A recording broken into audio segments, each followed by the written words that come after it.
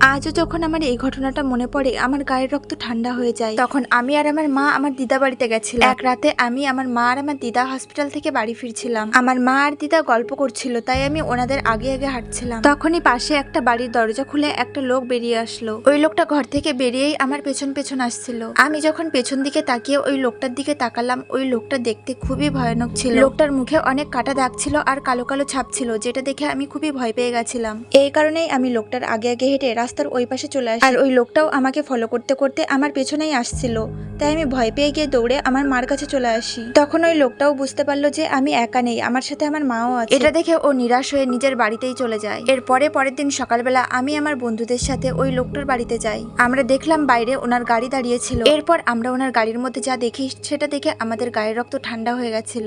লোকটার গাড়ির মধ্যে অনেক ধরনের অস্ত্র ছিল, যেগুলো রক্ততে মাখামাখি হয়েছিল। আর তখনই আমি বুঝতে পারলাম যে গত রাতে ওই লোকটার উদ্দেশ্য আমাকে নিয়ে খুব একটা সুবিধার ছিল না।